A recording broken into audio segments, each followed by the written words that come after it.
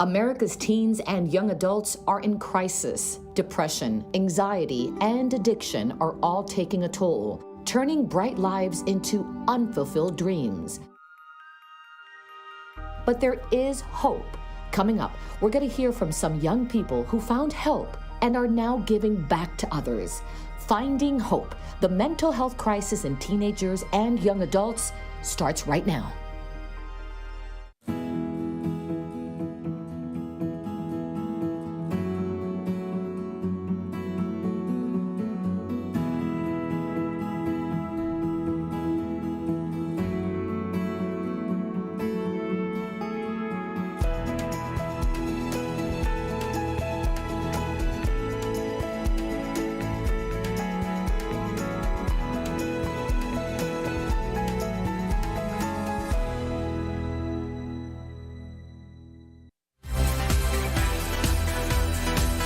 Thank you to the Eunice Joyce Gardiner Charitable Foundation for its leadership support of the Health Channel.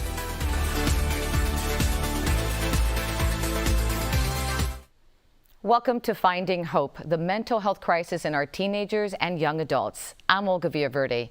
Pressures brought on by the COVID pandemic, bullying, social media, addiction, and a host of other serious issues are threatening the health and lives of children, teenagers, and young adults. Many feel hopeless, but we are here to look for solutions. So let me introduce our wonderful panel. Dr. Jeffrey Borenstein is the president and CEO of the Brain and Behavior Research Foundation and also the host of the public television series Healthy Minds. Dr. Randi Schuster is the Director of School-Based Research and Program Development at Massachusetts General Hospital and an Assistant Professor at Harvard Medical School. Dr. Patricia Ares-Romero is an Executive Board Member of the National Alliance for the Mentally Ill, NAMI, Miami-Dade County, and CEO of Dr. Ares and Associates Consulting. And Dr. Scarlet is a longtime pediatrician and primary care physician. I want to welcome all of you and thank you so much for being here. Thank you. Thanks for having us. Now, before we begin, I'd like to remind you at home that if you have a question for our panel, you can email it to us at questions@allhealthtv.com. You can see that right there, questions@allhealthtv.com. We would love to hear from you. So, before we speak with our panel, let's share some numbers with you. According to the latest data from the CDC, more than 1 in 3 high school students has experienced feelings of sadness or hopelessness. That's a 40% increase since 2009. Those feelings are more common in lesbian, gay, or bisexual and female students. Nearly 90% of Latino children and young adults have unmet mental health needs, as do nearly 80% of African American young people and 76% of white children and young adults. So we wanted to know what young people who have dealt with mental health issues had to say. So we asked NAMI Miami-Dade, and they introduced us to several young people who are part of the NAMI Stopping the Silence program. You're going to hear from them throughout the show, and they are truly amazing. First up, Ana Maria Zambrano. Take a look. I was having panic attacks maybe every week at school. This was around middle school. And they were calling fire rescue. I had reached a point where the anxiety was physically paralyzing. And we had called up my primary care physician, and we explained to him that I was in the shower, I couldn't move my hands. So he sent me to the hospital, and the hospitalist had Baker acted me, decided that I should get emergency treatment. I was misdiagnosed first.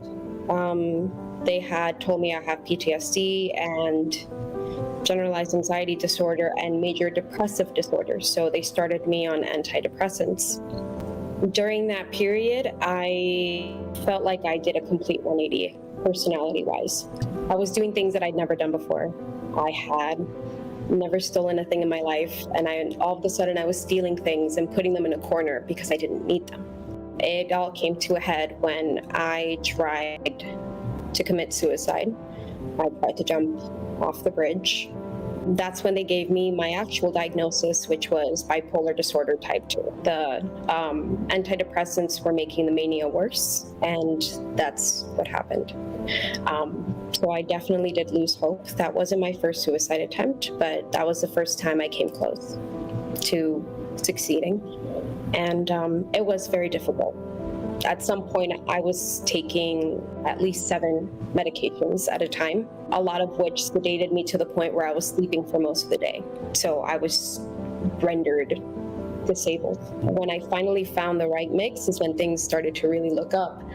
I was able to go back to school after many medical withdrawals, medical appeals. I finished my bachelor's, and I'm currently in nursing school, and I'm a professional dancer. So it all came back, all the dreams I had. And that's such great news to hear that. Ana Maria spoke about attempting suicide, which has been increasing among children and young people. And it's happening at an alarming rate. Take a look at this. Every day, almost 4,000 children and teens attempt suicide. It's the second leading cause of death for teens ages 15 to 19. 1 in 6 youths reported making a suicide plan. And there's been over a 50% increase in ER visits for suspected suicide attempts among girls ages 12 to 17. Young Black females are 60% more likely to attempt suicide than non-Hispanic white females. Dr. Schuster, let me start with you. What are the warning signs that someone is thinking about suicide? Yeah, so many of the warning signs are also signs of depression. So, for example, a loss of interest in usual activities, trouble focusing, feelings of hopelessness, self-harm, changes in sleep, appetite, or energy levels. You're going to also want to pay attention to the teen's words and behaviors that may indicate that they see themselves to be a burden on others around them, that they're devaluing their own life, wishing they were dead, and of course, if they're verbalizing any plans on how they might act to end their life. So other warning signs may be what we call preparatory acts, so things they need to do before acting on suicidal thoughts, things like passing along valuable possessions or throwing away important belongings. But lastly, not all teens lost to suicide actively want to die. A warning sign may be an increased disregard for their life. So maybe they aren't actively thinking about suicide, but maybe they're not caring as much about whether or not they are alive or not. They're ambivalent. And this can manifest in increased substance use or increased risk taking. And I'll just say that, it's important to know that all of these warning signs, they may present very differently individual to individual. So really, particularly people who have close relationships for these individuals and able to monitor how these symptoms change compared to their baseline is very important. Thank you, Doctor. And Dr. Constant, why do you think there's such a big jump when we saw those numbers in suicide attempts by young Black girls? Well, the data, it's an interesting question, and the data shows us that socioeconomic stress, community violence, and perceived discrimination are factors that greatly contribute to suicide risk in Black girls versus their white counterparts. And when you see that, what is the best thing to do, Dr. Constant, if I can follow up with that question? Hi, can you hear me? Sorry about that. The data shows us that socioeconomic distress, perceived discrimination, and community violence are all factors that increase the risk of suicide in the Black community compared to their white counterparts. Thank you, Dr. Constant. We're having a little bit of problems with your microphone, so I'm hoping we can fix that. Dr. Borenstein, let me bring you in. How do mental health issues, especially depression, for example, play into this increase in attempted suicides? Yeah, we know that there's an increase in the rate of depression and other psychiatric conditions among our youth. And Dr. Schuster, I think, pointed out a lot of the things to look for. One additional important piece of information that everybody needs to know is that if you're concerned about a loved one having thoughts of suicide, you should ask about it. There's a misconception that if you ask about it, it might give somebody the idea, but that's not true. If you ask somebody about it, it may actually save a life. So if you're concerned about a loved one, you could say, you've been doing this or you've been saying that. I'm concerned. Are you thinking about hurting yourself or killing yourself? That's a way to open up a conversation. And if the person is having those thoughts, to then get professional help for them. Dr. Borenstein, that's a great point. And Dr. Ares, I'm wondering if you hear someone say something like that, and you also see the anxiety building for whatever reason, how do you know there could be a suicide attempt? Is it something that has to last more than a week, 2 weeks, 4 weeks? How do you know when you need to truly sound the alarm? Yeah, I think, Dr. Borenstein said it perfectly. We need to ask the question. And I think it's that belief that if we ask about it, like he said, we're not, we're going to make them do something that perhaps they hadn't thought about. And that's not the case. If there's ever a thought of somebody saying, maybe my life is not worth living, maybe I'm a burden, perhaps I don't belong here, or I shouldn't be here, you don't wait a week. You don't wait a day, you take action right then and there, because I believe Dr. Schuster said that sometimes they might really not want to die, but they can act impulsively. Remember, adolescents tend to be much more impulsive than the rest of us because our brain is just not developed as well, right? So we don't have that frontal, inhibition that we need. So it's always important, whether it's anxiety, whether it's misdiagnosed, if there's any thoughts that maybe my life is just not worth living, we need to take action. And what about anxiety in terms of just anxiety disorder, as opposed to, let's say, Dr. Ares, the anxiety most people feel every once in a while, because that's kind of normal as well? Sure. So, I remember a professor once telling me that, anxiety is normal and anxiety is what gets us moving. And it's true, that anxiety of, packing our bags because we're going to Europe on a trip. There's anxiety to that, right? Am I going to forget something? The anxiety before you take an exam, right? It makes us study, right? Because we're anxious, we want to do well. Normal anxiety. But when it comes to a disorder, it's interfering with your functioning. Now, anxiety can present in, issues with your sleep. So, you can't fall asleep or you can't stay asleep. You can have physiological symptoms such as, palpitations, sweating hands and palms, restlessness, being very fidgety, decreased concentration.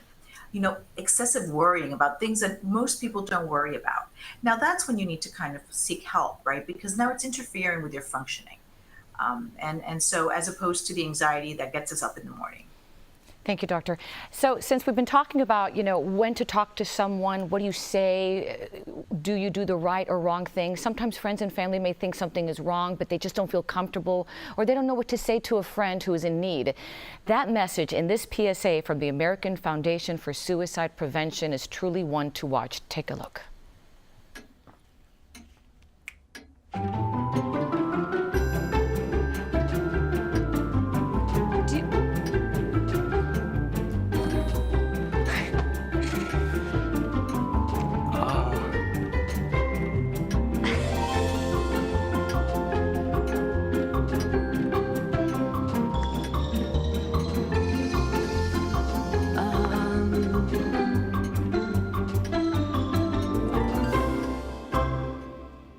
Listen, you're my friend. I noticed you haven't really been yourself recently. Yeah, I feel like something's up. How are you? Are you okay? Is there anything you want to talk about? I just want to know how you're feeling. And listen, even if you don't know what to say, I'm here to talk. No matter what you're going through, I just want you to know I'm here. I've got your back. When you want to talk, I'm here.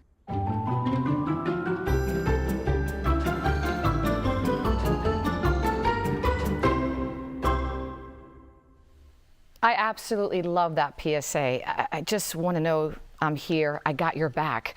And that's so important for someone to hear. Speaking of important, we have a question from one of our viewers. And this one writes, I'm 17 years old and know something is wrong with me. I'm depressed and feel like I can't relate to anyone. I've tried talking to my parents, but every time I do so, they just say, I'll grow out of it, or I just need to just get over it. How can I make them understand? Dr. Borenstein, I think this is truly a very, very common question for so many people out there. What would you suggest that this viewer do? Well, first of all, it's great that she's asking the question now and that she wants to get help. So, if she's tried with the parents a few times, she could try again.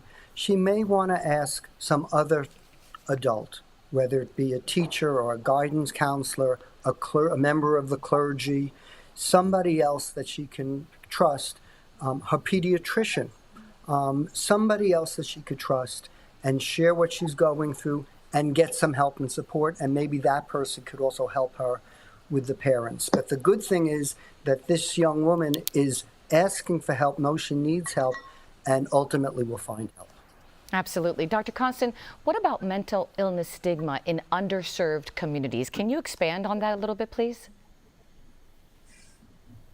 Sure. Well, what I found is that there's more of a lack of resources in the underserved communities rather than a stigma. And what has happened is that, there's an underdiagnosis. Sometimes these children are diagnosed with behavioral problems and receive punitive treatment rather than a mental disorder and professional help. So sometimes there's this underdiagnosis or lack of follow-up, or actually they've even found a decrease in retention when they're held inpatient. They're released a little bit earlier and then lost to follow-up. So oftentimes you find that the help is just not getting to them rather than there being an actual stigma to mental health illness. Thank you, Dr. Constant. Having to deal with stigma can be devastating when you also are dealing with mental health issues. So let's hear from Estefania and let's hear their journey. It took me really long to get help because I was ashamed and I was scared of what people will think of me. I remember feeling sad, lost, unmotivated, and even scared at times. I was irritable. I started having constant panic attacks, and I couldn't live that way anymore. I did not have desire of anything, of doing absolutely anything in life. So a friend of mine talked to me about asking for help, and I took his advice. It was very important because first, I knew I was not alone. My mom was supportive. When she found out, she was willing to learn and open. However, my dad had a difficult time accepting it. And even to this time, he's still learning and trying to accept the fact that I have a mental health condition. It took me 3 therapists before I found the right one for me. I started treatment with 1 medication. It did work. It took a couple of months. However, then 3 months later, I had to change and did the same thing probably 3 or more times until I found the right combo. I've just gotten my life back. I went back to school. I'm about to finish my master's in public health. I joined NAMI. I started as a volunteer, and now I work as the youth programs coordinator. And I love going into the schools to share my story with other children so they don't have to go through the same things that I did.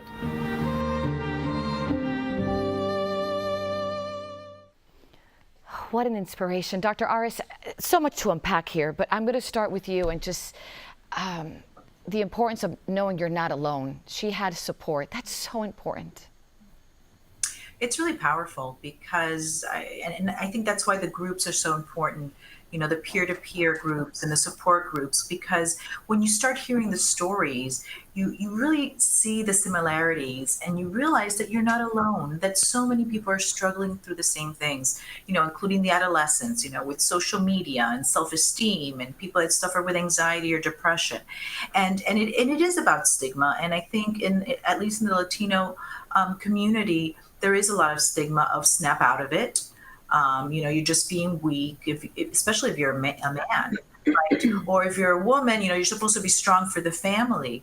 And so, you're kind of afraid to coming out and saying, I really don't feel well. I really don't feel like myself. I really am having difficulty getting up in the morning, right? So it's that stigma.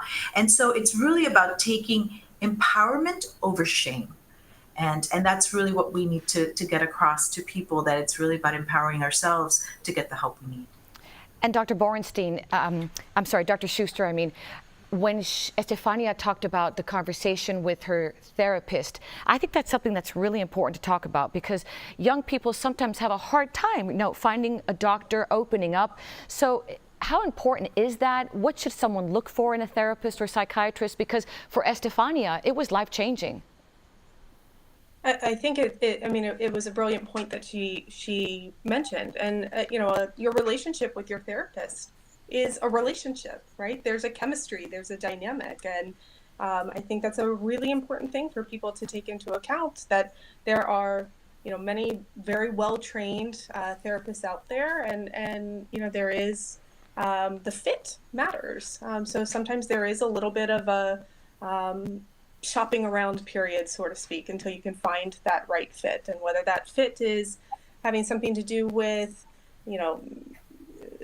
something unspoken, or if it's something about culture, whatever it might be, but for that to be an okay part of the process, and making sure that there are adequate supports in place, and while that right relationship is found. And Dr. Borenstein, not just the right fit, but even the right medication. That's something that Estefania mentioned, and a lot of people do that as well. Why is it sometimes difficult to get that right, medication that will help that person?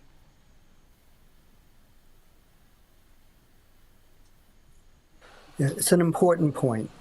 We're not yet scientifically at a point that we can do a blood test or a brain scan and know what's the right medicine. So a lot of times it's still clinical judgment to get that right match. And we heard from actually both of the young ladies we've heard from thus far that it took a while to get to the right medication. For the first young lady, it took a while to get to the right diagnosis. So people need to realize it may work right away, but if it doesn't, don't give up.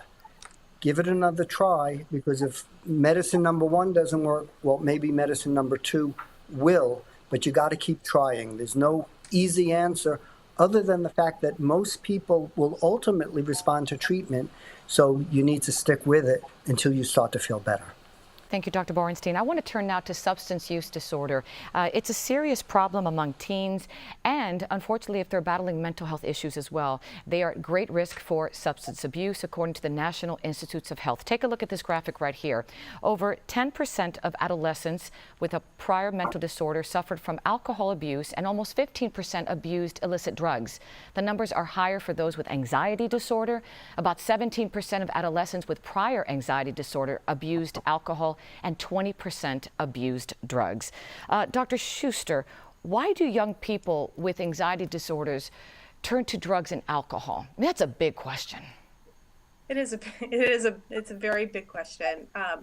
I think the first thing to note here is that while anxiety and depression and other psychiatric concerns are a risk factor for alcohol and other drug use, most people with anxiety do not engage in substance use. But for those who do, one of the main reasons is what we call negative reinforcement.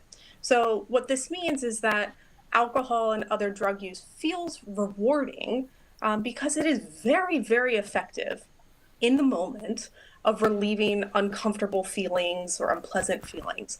The problem is this relief is only temporary. So research has actually found that continued use of alcohol and other drug use can actually worsen the course of anxiety and depression over the long term. And this may be because of a variety of different factors, some of which being that this use is happening during a period where the brain is undergoing a lot of changes during adolescence. Drug use can cause changes to the brain, as well as a lack of attention to developing effective, healthy coping strategies during this period of time.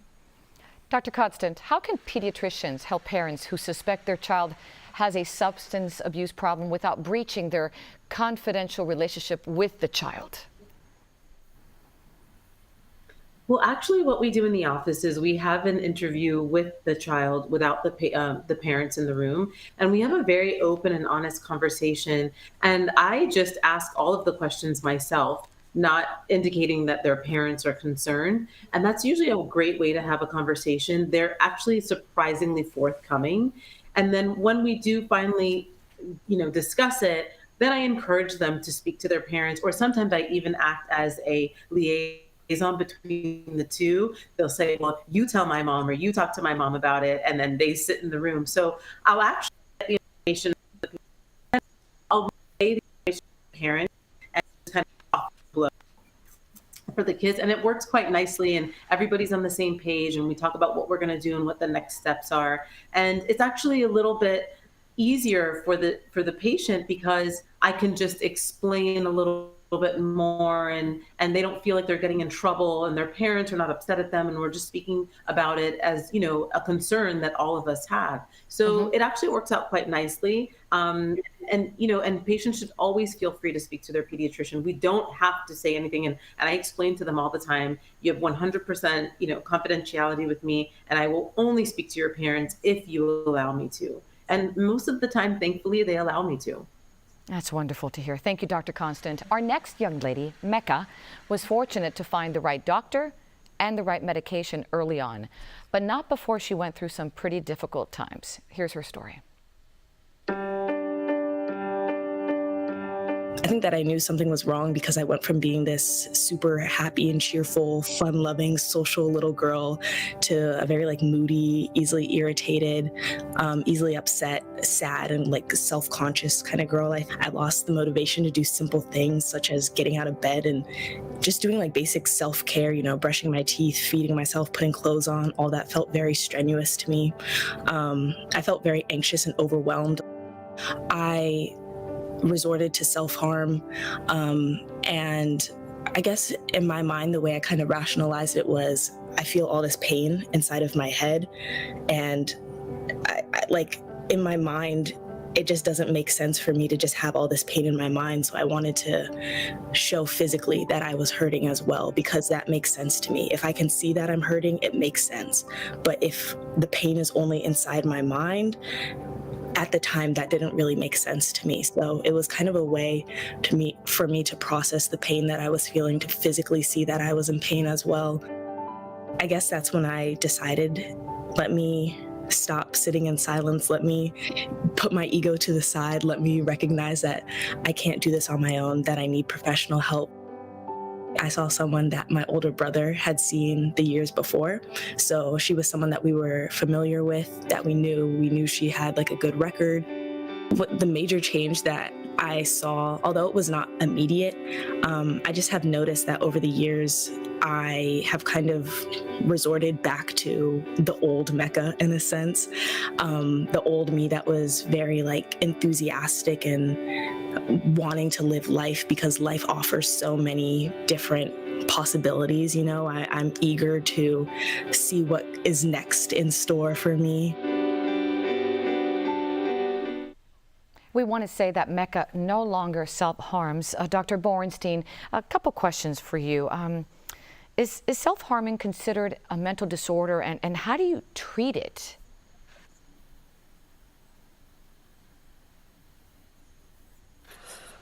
Yeah, it is, and it certainly needs treatment. We heard from Mecca, who is heroic in sharing her experience, because I think it's helpful for people to hear about this, that sometimes people take part in this self-harm because there is some aspect of a sense of relief in the moment when they do it.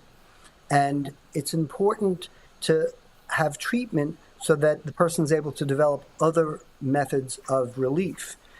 Also, often this kind of self-harm may be associated with a diagnosis such as depression, anxiety, other chemical dependency, other diagnoses. So it's important to treat the whole person. There's talk therapy that could be very, very effective for people with this type of self-harm, and And the key is to get the person help. Thank you, Doctor. I have a question here from April on Facebook. And Dr. Ares, I'm going to give this question to you. April writes, can the panel speak about the Child Mental Health Wraparound Program? I'm not familiar with the wraparound program. All right. Is it specific? She's not specific. And let me see if anyone else in the panel may be able to take this question from April. Dr. Schuster, Dr. Borenstein, or Dr. Constant? I'm sorry, I'm not familiar with the program. Yeah. All right, well, I'm going to have our producers look it up, and maybe we could talk about it towards the end of the show. I have another viewer question, and this one says, my niece was told she has ADHD. I thought that was a behavioral problem, not a mental disease. Is it serious? Dr. Ares, can you take this one for me? Sure. So attention deficit disorder is within one of our psychiatric diagnoses. And it's usually starts the diagnosis early on in life, in the life of the child, and it could go on to adulthood. And so you can have different types. You can have the inattentive type or the hyperactive type, where the inattentive type is usually the person that's loses things, kind of is always spacey, has difficulty concentrating or focusing on things. The hyperactivity is usually the person that's, jumping around, very fidgety, can't sit still in their chair. And in reality, it's not that they don't want to do well in school or they don't want to do their chores at home. It's just they just are not able to keep the attention or the focus that they need. So it is something that should be treated and should be treated early on. Thank you, Doctor. I want to turn to another problem facing our young children and teenagers, and that's bullying. It's a serious problem in our schools. Take a look at these numbers. One report says that about 22% of students ages 12 to 18 experienced bullying. And a CDC survey showed that in 1 year, over 19% of children in grades 9 through 12 report bullying on school property. So bullying can seriously affect a child's mental health. But as our next young lady tells us, there is hope. Take a look.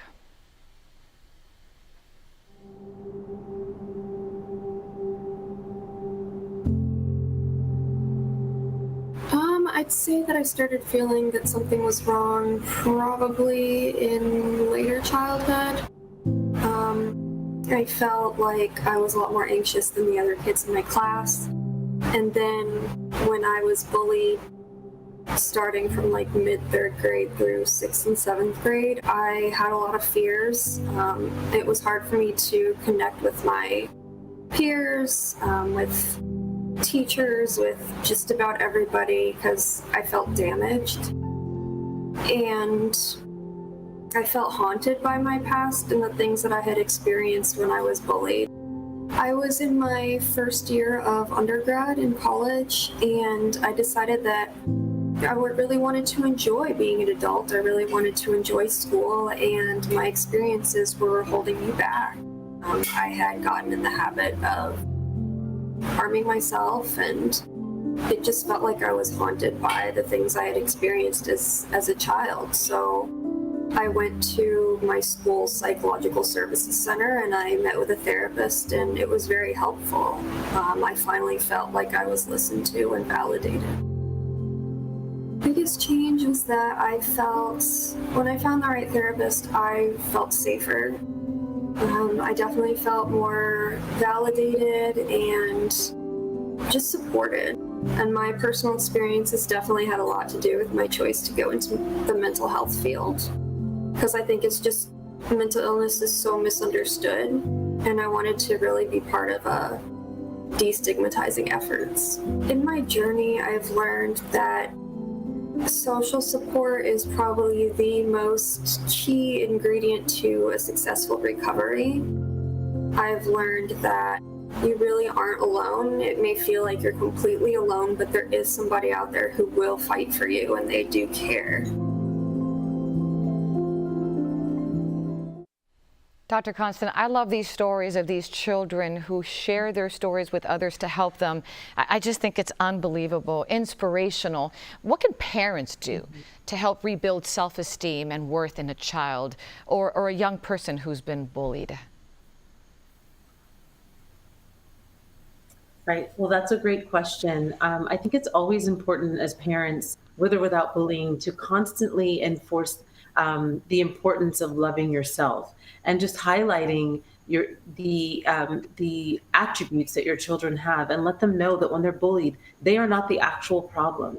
It is the person that is doing the bullying that has the problem and that has the insecurity, and they're just looking for a target. So I think once our children understand not to internalize what is being said to them, not to believe the things that they are being accused of, then they can hopefully be a little more resilient to this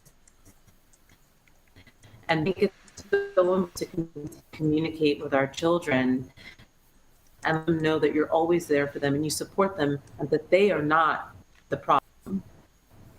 That is such a great point, Dr. Constant. It's not you, it's the person that's bullying. I love what you just said. Dr. Schuster, let's talk about cyberbullying. I mean, it's growing and people are addicted to social media. What should parents watch out for if they think their children are being bullied on social media? I've seen it happen to one of my friend's children as well. Yeah, I mean, we're really in the Wild West with social media and our kids, and there really is, concern of addiction to social media, which really can present in the same way that you would with any chemical addiction. So you'd see very similar symptoms, with the hallmark here being continued use of social media, despite it causing distress or a kid experiencing negative consequences for use. So they may experience, a combination of symptoms like preoccupation with social media, loss of interest in other activities, using social media to escape or relieve unpleasant moods, unsuccessful attempts to stop or reduce use, or even tolerance or withdrawal, which typically are words that we reserve to describe pharmacological changes. But in this case, it means, with tolerance, increased need to engage with social media over time, or symptoms like irritability or sadness or anxiety when use of social media is prohibited. Yes, thank you, doctor. And social media addiction isn't good for a child or a young person, but social media can be used for a lot of good. So let's take a look at this. I didn't know that something wasn't right for most of my life. I had been getting episodes of depression and then mania since I was 12 or 13, so it had been a long time. When I was 18, I was really, really suicidal. It wasn't the first time I was suicidal, but it was just getting to a point where it was just harder to hide. I really worked super hard to make sure that no one around me kind of knew what was going on with me, and it was hidden. Okay, so as you guys could tell by the title, this is a video in which I show you guys myself having a manic episode. I actually started posting on social media about my bipolar in a manic episode. To my surprise, I got a lot of feedback from a lot of people. And not all of it was positive, but I was getting a lot of views, and my dream was always to become a writer, and this was just what was going on in my life. I realized I was helping people feel like they're less alone, but honestly, other people were helping me with the same thing, because when I would post a video and I would get messages on Instagram of people saying like, oh, like, your video helped me so much because it helped me see that like I go through the same thing and I'm not alone in this. Treatment changed my life, because before treatment, I was living basically a slave to my moods and my trauma. I would just do anything. Like if I was depressed, I wouldn't do anything for months. If I was manic, I was doing all of these very just activities that were just not reflective of who I am as a person. And now I've actually found a better, more stable identity where I know who I am as a person. I know what aligns with my values, and I know what I want to do with my life. And it's just not something that I had before. Dr. Borenstein, she was diagnosed as bipolar. Can you explain what that is and just tell us the anxiety and depressive aspects of it?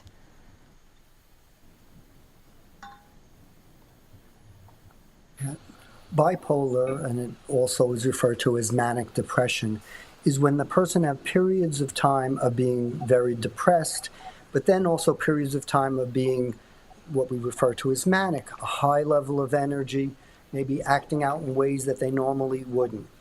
And they could have anxiety in both sides of that spectrum. The good news is that it's very treatable with what we refer to as mood stabilizers.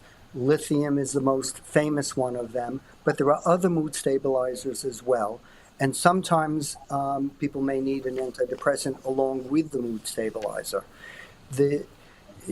Bipolar disorder often starts in youth, as do many of these conditions, as does depression.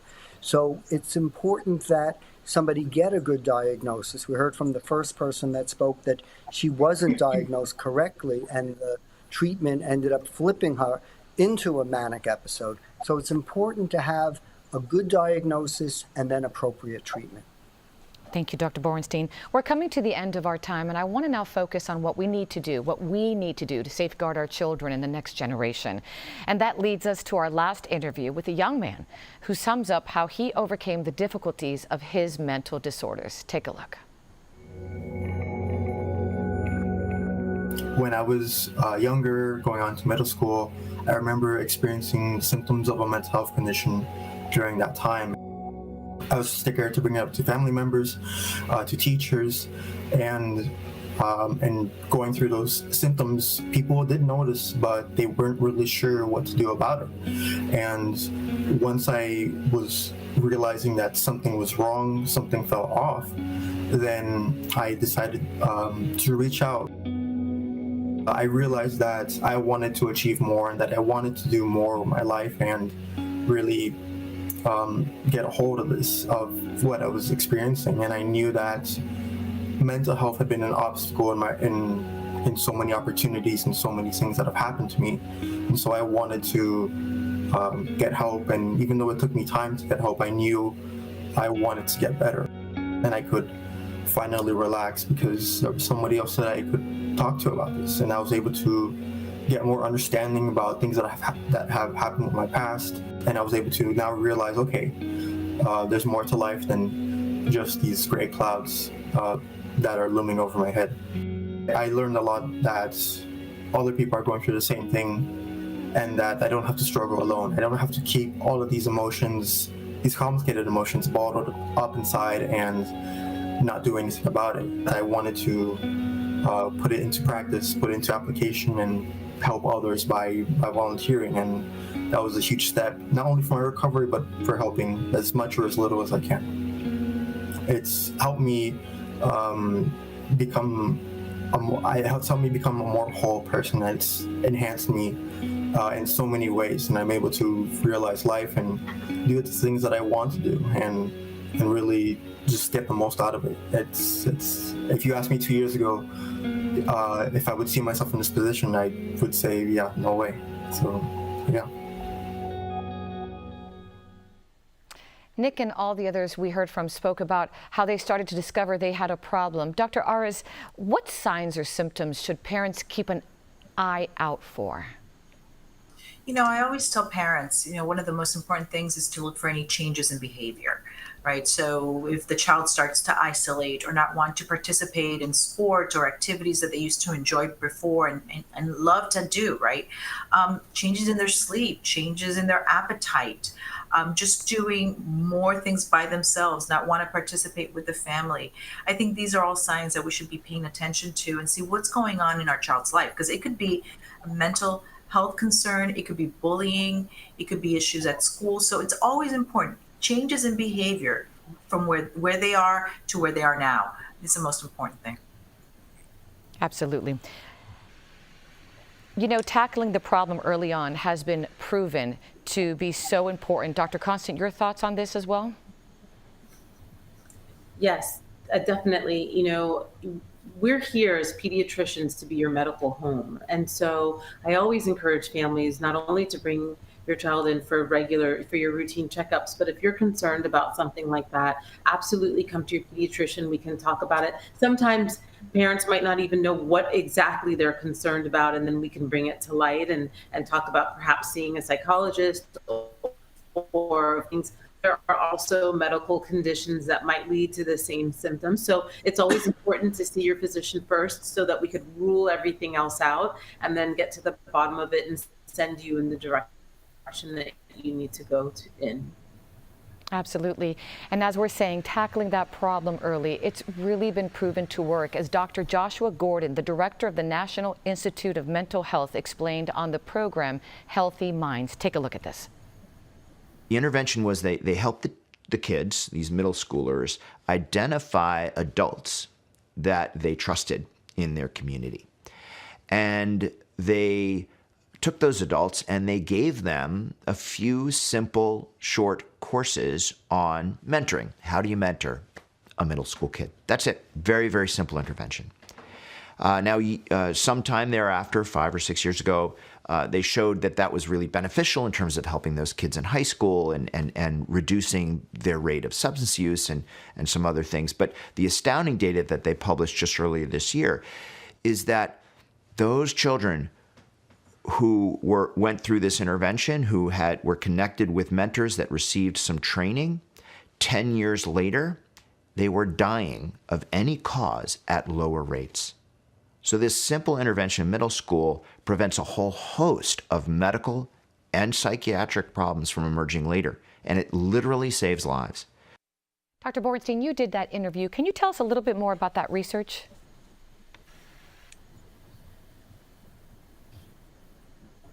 Yeah, I think that we often think of research as being very scientific and studying the brain and the neurochemistry and all these things. But a lot of times, the most simple steps can make all the difference in the world. And what's so great about this research is it looks at prevention. So far, all along today, we've been speaking about if symptoms start, what do you do? Well, how about prevention? And this is an example of prevention. And I'll give you another one that we all can do.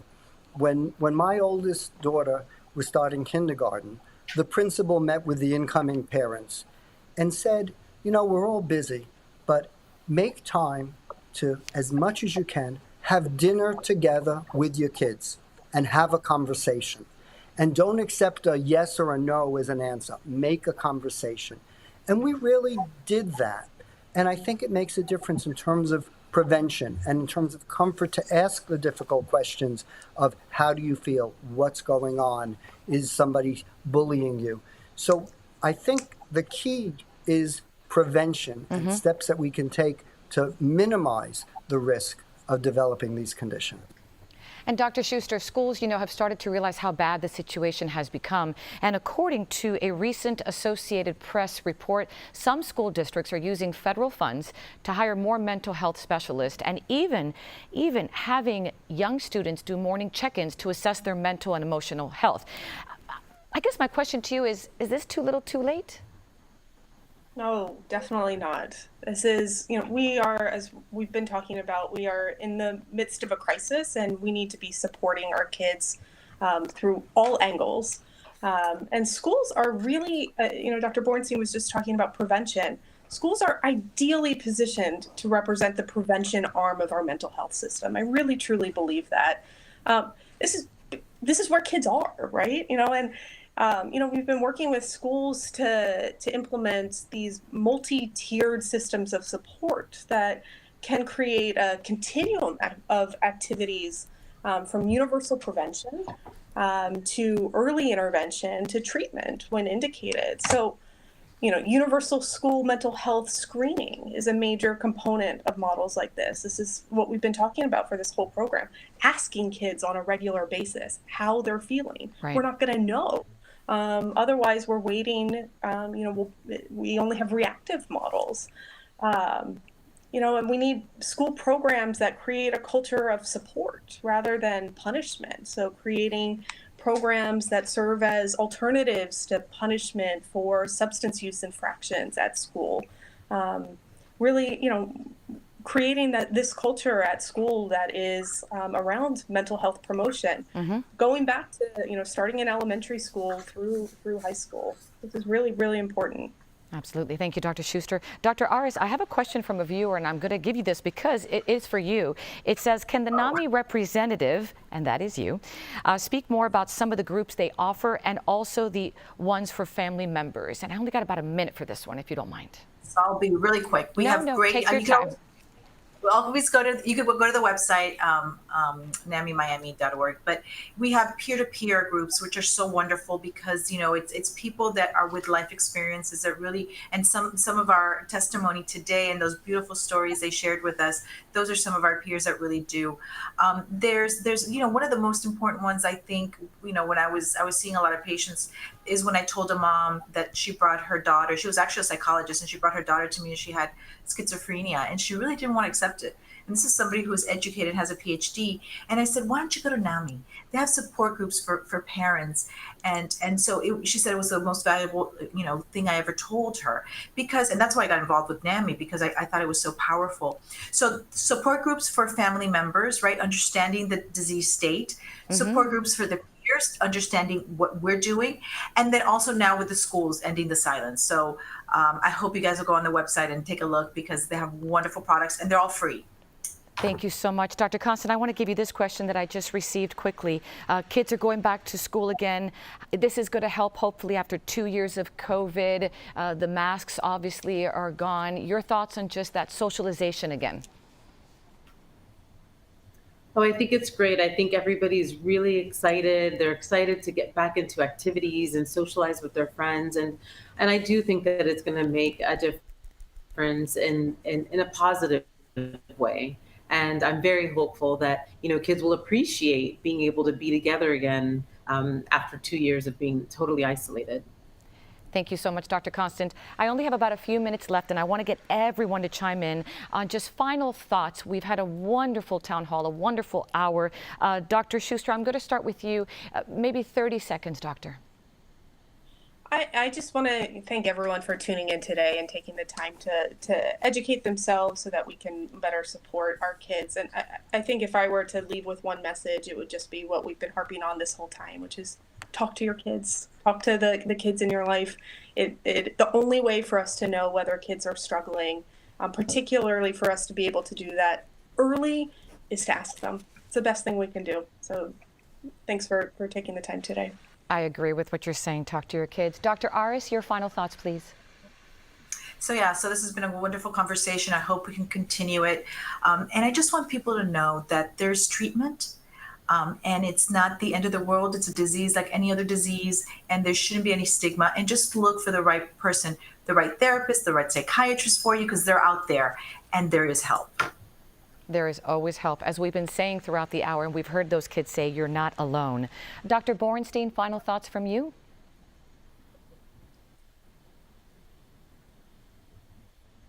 Yeah, as a parent, you know your kid. So if you're concerned, ask about it. And if you feel that you need professional help, go to your pediatrician. My God, I wish I had Dr. Constant as our pediatrician when my kids were growing up. Go to your pediatrician. Ask for help, get guidance, and help the kid, just as you would for a physical issue. And we do love Dr. Constant, and unfortunately I didn't have her as a pediatrician for my kids. But Dr. Constant, final thoughts from you. Yes. One last thing that we didn't mention as far as communicating with our children and having these family conversations is, while it is very important to know what's going on in your child's life and to ask open-ended questions, I find that it's very beneficial to actually speak to your kids about your own life when you were their age and your own trials and tribulations and some adversities that you faced, because there's nothing better than your child understanding that you were just like them and you're human, and they think that we are these super beings that have never faced adversity and we just miraculously became successful and happy and married and had them.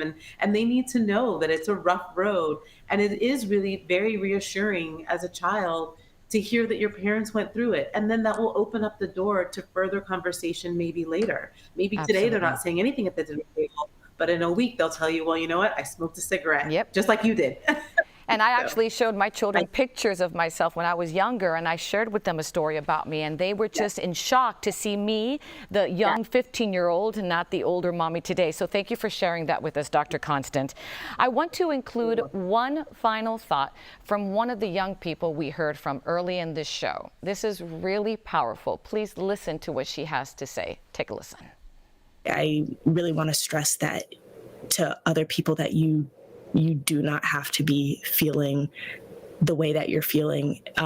If you're feeling like a lot of negative emotions, you don't have to be feeling like that. You don't have to sit and, like marinate in that sadness and that suffering. There is hope. There is hope for everyone. Oh, what powerful words. Hope for everyone. What a great way to end this town hall. I want to thank our panel, all of you. Thank you so much to each and every one of you and for what you do, and the brave, fearless young people who let us tell their stories of hope and perseverance. We also want to thank NAMI Miami-Dade for their help, and to our viewers who tuned to watch. I'm Olga Villaverde. Please be safe. Enjoy the new school year, and we'll see you next time. Take care.